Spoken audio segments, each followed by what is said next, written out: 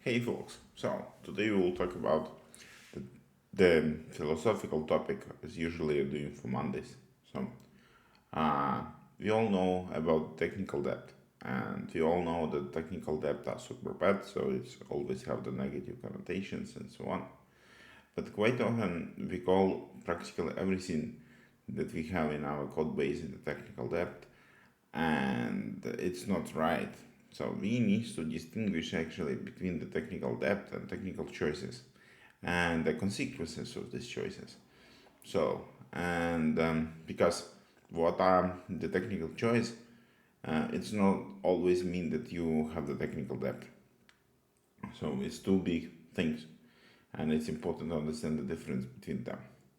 And yet another thing that you need to understand that you taking the technical choices in a point of time where you have some amount of information, concrete requirements, and all those things. So you um, try to take the best choice based on the information that you have in your heads in this moment for the situation that you have in this moment. So, and usually, as always, the things change, the environment changed, the requirements changed, and you could have the technical depths actually as a result of these changes. So it's yet another important thing. So what the technical depths are and what the classical technical depths usually is, it's super simple. Yeah, then you're trying to cut in the corners. You have no time, for example, or you don't know the best way of doing it, or you need something quick. So you cut in the corner and then you go to the issue manager and create the ticket that explaining where you cut it and how it should be. Yeah, so it's the classical technical lab. With the technical choices, it's a bit more complex and quite often it's unaware. And it's what I'm trying to fix and what I'm trying to fight in my teams that I manage, that people do the technical choices as aware decisions because it's important.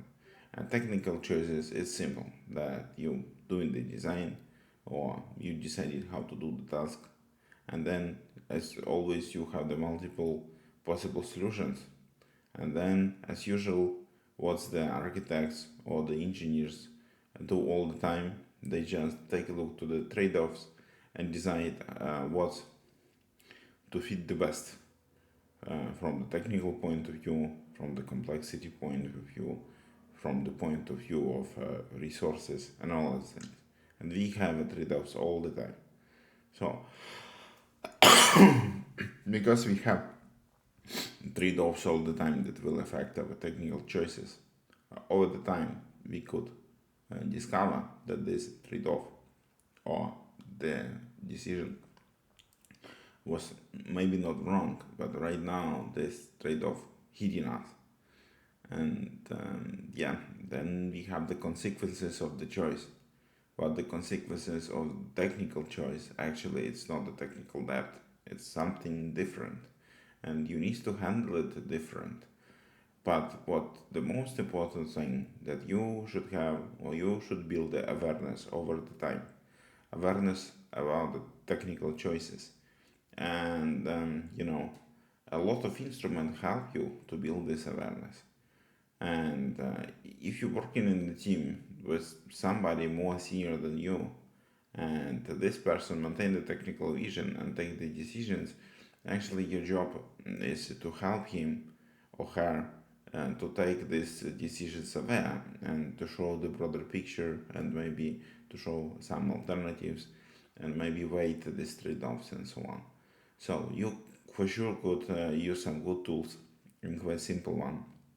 So it's a technical choices decision log.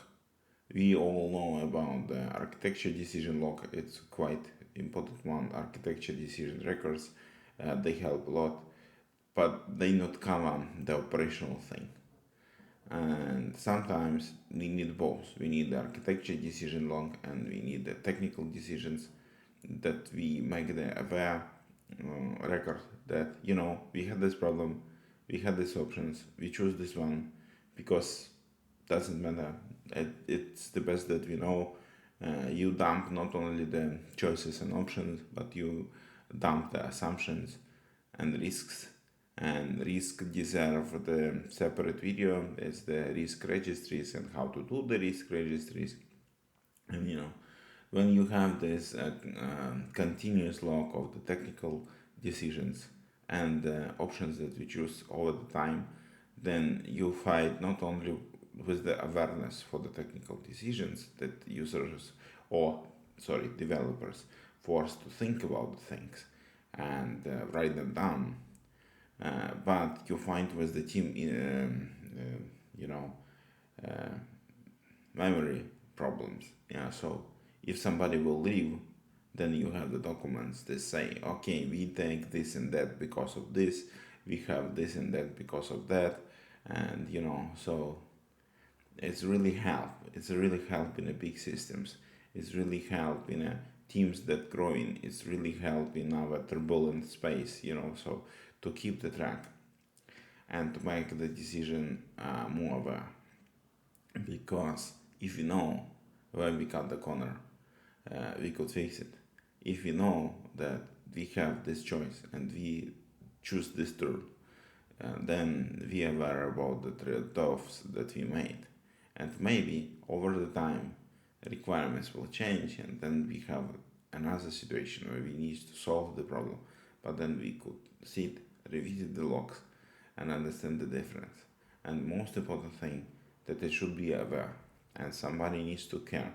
Somebody needs to care about the choices. Somebody needs to care about the consequences of these choices. And not everything is a technical debt. And sometimes we choose the good choices. Sometimes we take the bad one. But sometimes we need to survive, especially in startups. You could not make everything perfect. You need to deliver the product fast and find your product market fit. That it's much bigger problem than the technical debt and all the things. And to be able to survive and deliver fast, sometimes we cut in the corners. Sometimes we take in the the wrong turns and all the things.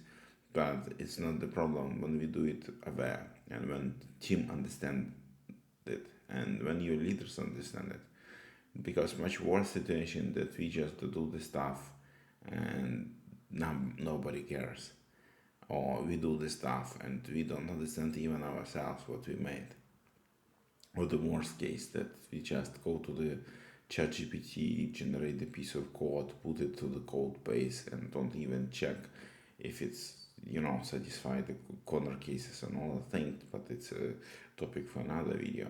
So not that's a summary. Not every technical debt is a technical debt as is.